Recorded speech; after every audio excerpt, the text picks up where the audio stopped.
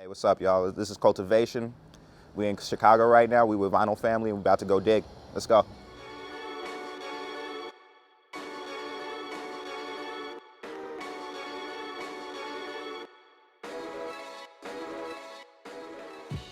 Go listen to my brother. He got his new album out on the 1st, Post Faith Dialogues. So if y'all want to go check that out, Joshua Virtue, that's my nigga, that's my brother. And the album is dope, so. I want to say in my early teens, like preteen stuff, like that's when I was like, when I really got into my own music, listening to hip hop, listening to, you know what I'm saying, R&B, Janet Jackson, Ashanti, you know, Jay-Z, Nas. I was kind of introduced to all of them around that same time, Twista, Busta Rhymes. I got my CD case that I got, and I had like a 300 disc CD case that I collected for a while, and it got stolen out my locker. So at that point, that's when my mind really opened up, because I didn't have any more music. I had to start over again. So my mom's friend had come up from Atlanta, and he had a ton of music, like from everywhere. That was my introduction to trip hop, Portishead. That was my introduction to people like Alice in Chains. It was him that really opened up my mind. I burned a bunch of fucking music from him.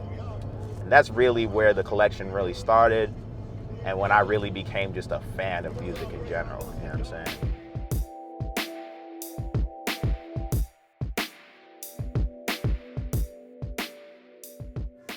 In my younger days, you know, my mom's listened to a lot of rock. She would listen to stuff like Led Zeppelin, Pink Floyd, you know, Prince. She was a huge Prince fan. But also like a lot of soul from like the 80s. She do like people like Sade, you know, like I'm a huge Sade fan, and that's probably from her. You know, also like people like Gabriel, Genesis, Seal, people like that. Later on, like Maxwell, D'Angelo. But then Pops was a Motown head, straight up. He was like definitely introducing me to people like Stevie Wonder, Smokey Robinson, Marvin Gaye, Al Green, you know, the Supremes, Diana Ross. That was all Pop's influence.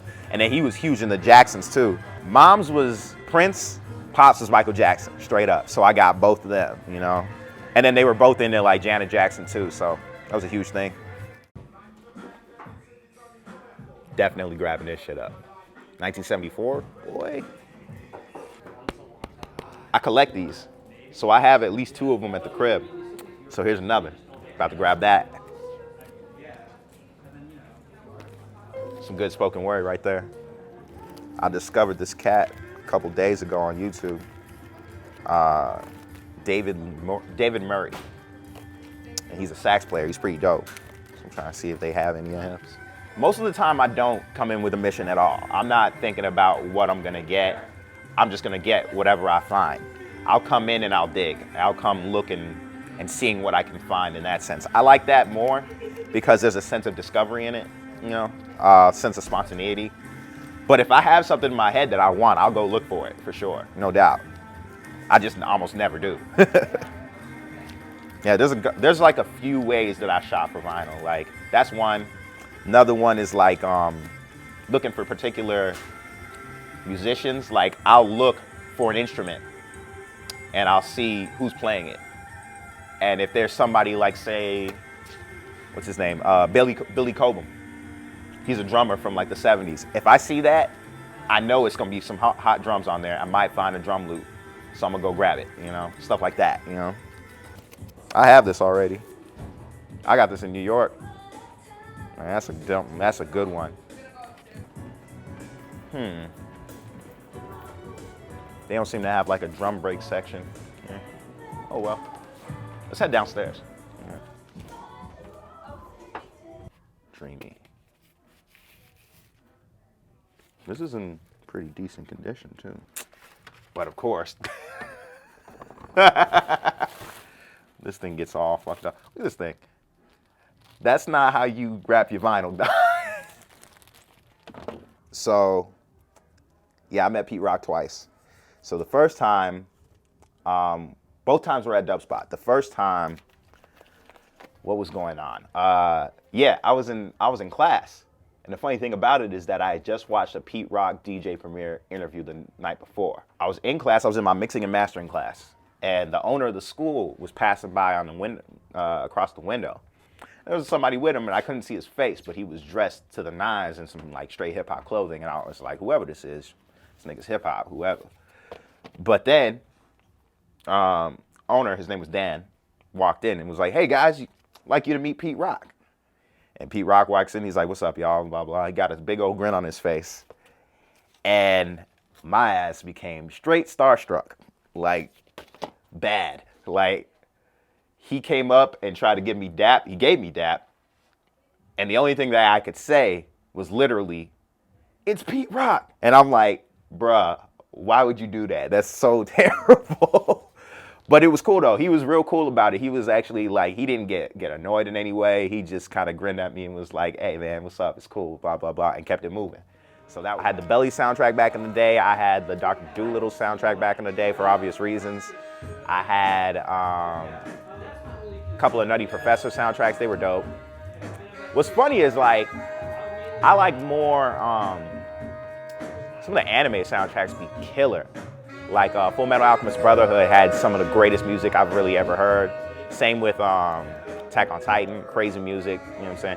Samurai Champloo and Cowboy Bebop, that's like hip hop 101 basically, you know what I'm saying? Like, that's how I was introduced to Fat John and Nujabes, like two pretty big producers as far as my own influence.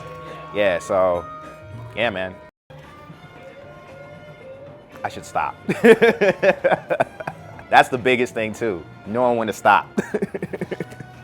I don't know what my biggest bill is. All I know is that in New York City, I bought a crate full of records, like a literal milk crate full of records that I had to walk, like take on the train home with me. I think I ended up spending like $80 for like $120, $140 worth of records, because they gave me discounts because I was buying so many, you know? But it was decent, so that's how I built my collection.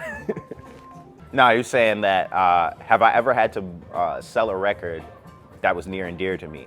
I don't think I've ever had to, but I did do it once, and I regretted it immediately. I sold Shaft in Africa, as well as, which one? The Roots Game Theory. I sold them both to the same person. And I think I was trying to get money, but I really didn't need it. So I was definitely just like, damn, why did I do that afterwards? Especially for that game theory, because you would think Shaft in Africa would be the one, but I could get Shaft in Africa. Like game theory, I never find. Like that's one that it's like I don't know where that shit is. What's this? Was it David Peel in the Lower East Side? The album is literally called Have a Marijuana. Have one. It's hilarious, G. All right, we gonna purchase. It's a pretty decent load. This is me in a record shop. I'm like walking up to buy, and I'm still looking around. I forgot record store days coming up. Sure is. All right, thank you. You too. All right, smoke.